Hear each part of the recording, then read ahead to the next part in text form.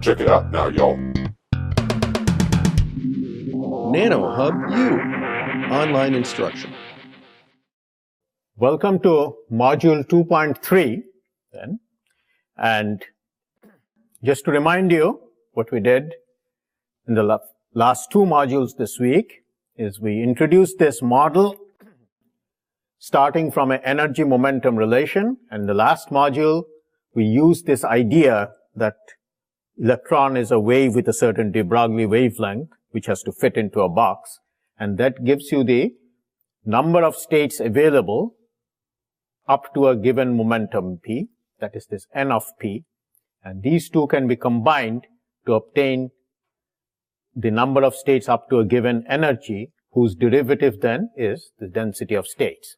And in the first module, that's 2.1, I showed that there is a general relationship that should hold irrespective of the energy momentum relation, and that is d times v times p should be n times the number of dimensions. And this is a relation that I'll make use of in this module as we talk. Now, my purpose in this module, though, is something like this. Okay, we are talking about, say, a conductor with some energy moment, where electrons obey some energy momentum relation, and there's an electrochemical potential that tells you the level up to which electrons are filled. And let's assume we are at low temperatures, so basically everything below it is filled, everything above it is empty. And when you put a little bias across it, current flows. And the conductivity, the approach that we have discussed, gives us an expression for conductivity that depends on the density of states in this energy range around the electrochemical potential. Now, on the other hand, the textbook way of obtaining conductivity is usually would give you a very different looking expression for conductivity, and this is known as the Drude formula.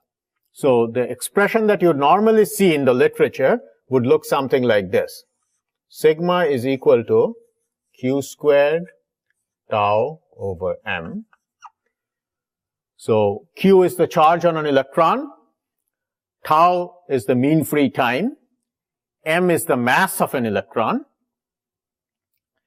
and this is multiplied by the number of electrons per unit volume, length, area, or volume, depending on how many dimensions we are doing this in.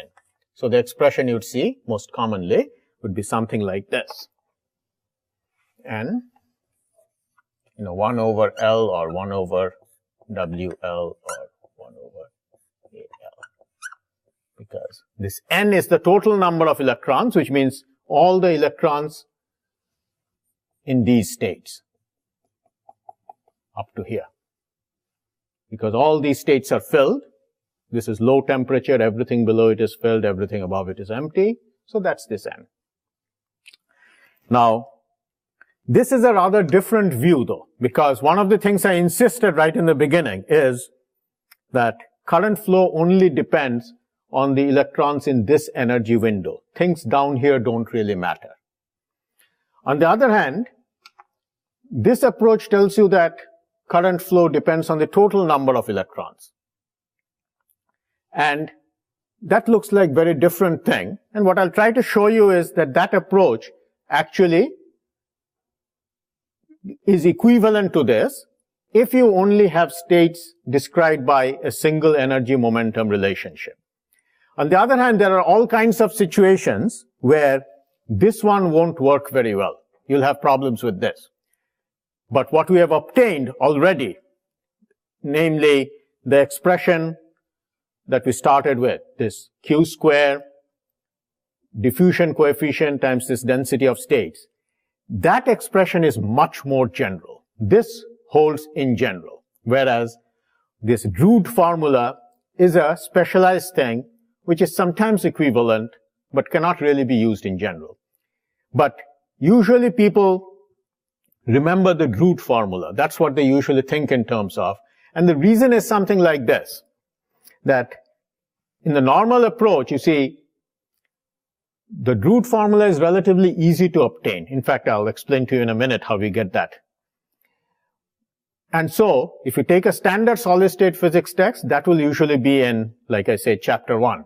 Whereas this would come much, much later after you have gone through advanced formalisms. But what our bottom-up approach, where we started from this idea of an elastic resistor, allowed us to do was, we obtained this result in a relatively elementary way. And the point I want to make is, this is really much more general. This is the one you can count on in general, is more generally applicable. Whereas the other one is relatively specialized, sometimes works, but you can get into trouble even if you just try to apply it to graphene, for example. Because with graphene, as we discussed, the energy momentum relationship is linear. It doesn't look like what I've drawn here. It looks like E equals V0P. So it's linear with momentum. And in that case, it's not obvious what mass to use even here, for example. On the other hand, if you're using the other relationship, there is no problem, because regardless of what the energy momentum relationship is, you can always calculate the density of states like we discussed. There's a well-defined diffusion coefficient, and there's really no problem. Whereas here, you immediately get into questions about what mass, for example. And we'll see what actually one should use. That's kind of what we'll be talking about in this module and the next one. Okay. Let me just quickly outline how people obtain this result. And the argument, let's just do it in 1D for simplicity.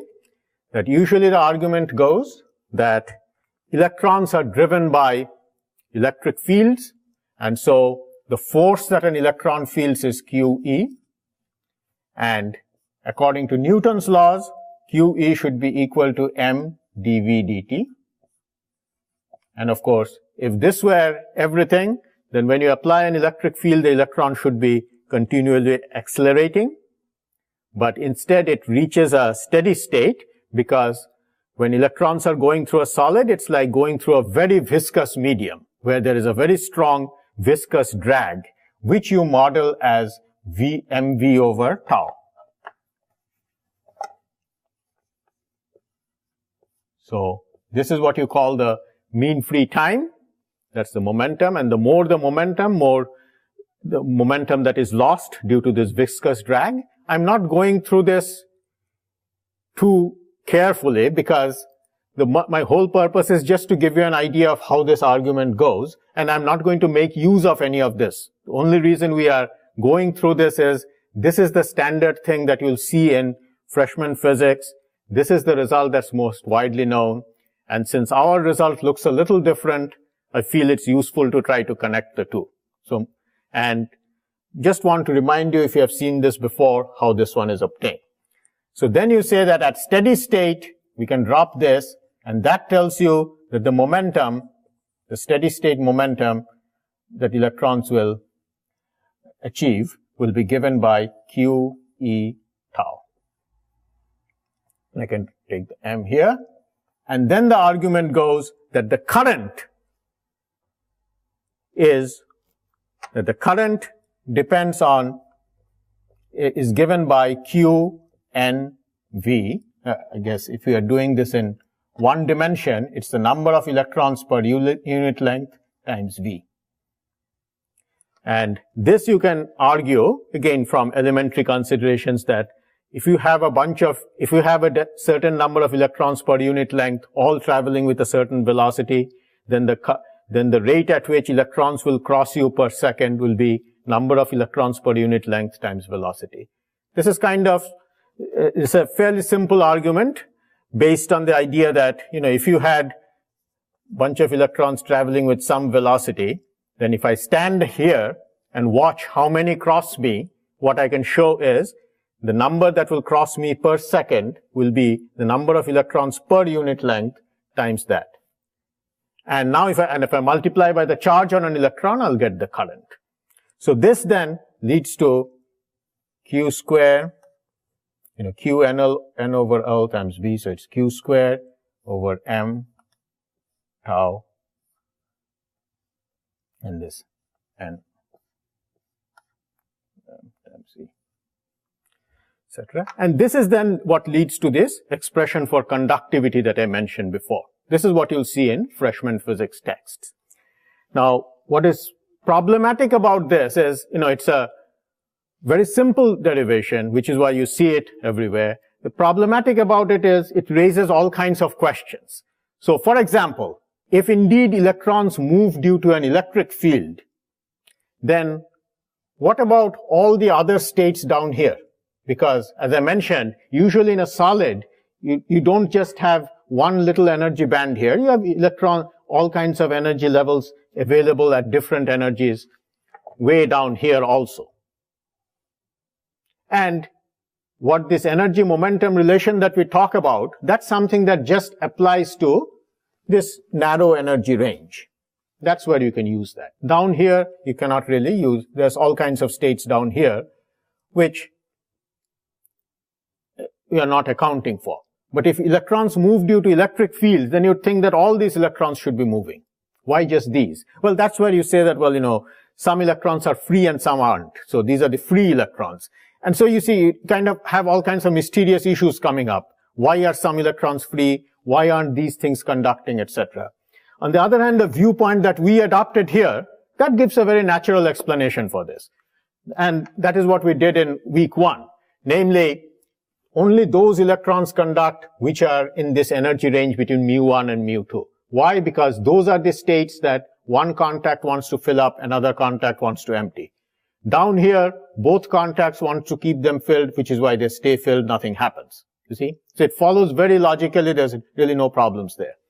Whereas, this picture, you see, it's simple, but it raises all kinds of issues if you think too deeply. Okay. Now, what I want to show then is, quickly, is how our expression here will actually get you this expression also if you ignore all these other bands and just work with one band like this, given some energy momentum relation. And what we do here is, we make use of this relation that we obtained in module 2.1. This dVp equals nd. So let me write that up here. You'll see. So the expression I want to make use of is that the density of states times Vp is equal to n times d. So what you can see is the expression for conductivity I have there, I could write in the following way. Q square, and then there is the diffusion coefficient, which is V square tau divided by d, the number of dimensions. As you have seen, one dimension it's 1, 2 dimensions it's half, 3 dimensions is 1 over 3, that V square tau over d. And then there's the density of states. And then, like 1 over L or 1 over WL or 1 over AL, depending on whether we have a 1D conductor, 2D conductor, or a 3D conductor. Okay. So next step is, instead of dV, let me replace from this expression. So what you would get then is Q square dV divided by the number of dimensions is equal to n divided by p. So what you'd have is something like this. V, maybe I'll write tau first, V, and then dV divided by d.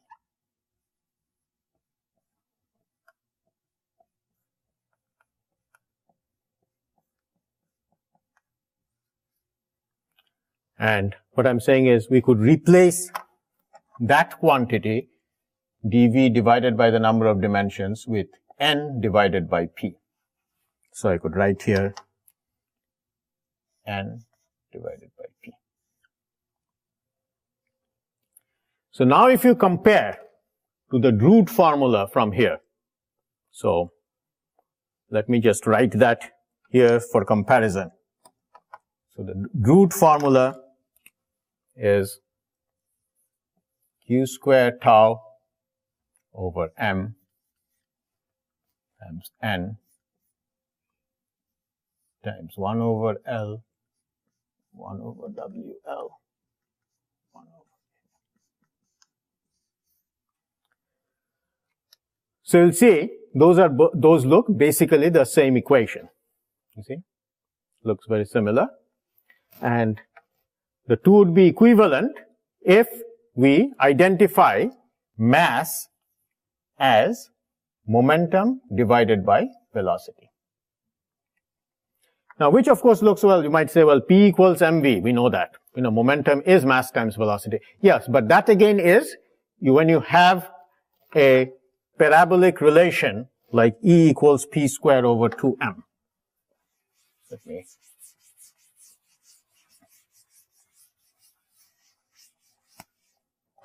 So when you have E equals P squared divided by 2m, then velocity is in general dE dP, and that's equal to P over m. And so this looks fine. This is the one that we're used to.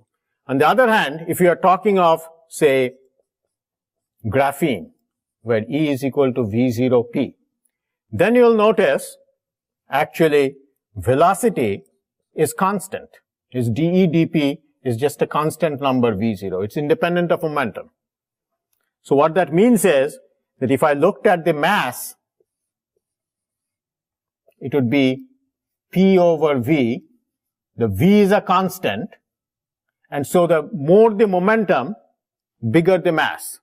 So it is almost as if electrons here with less momentum have a small mass, and electrons, when they go up there, they have a much bigger mass. You see? And this leads to unusual properties when you try to look at the conductivity. And that is kind of what we will talk about in the next module a little more.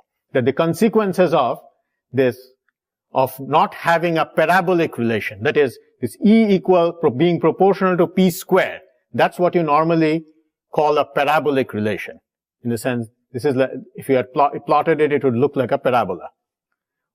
But if you don't have a parabolic relation, like a linear relation or anything else, then you see the mass can be not a constant, but something that depends on energy. And in that case, you have to interpret conductivity that you measure much more carefully, taking into account the fact that the mass itself is energy dependent. So this is what I'll talk about in the next module.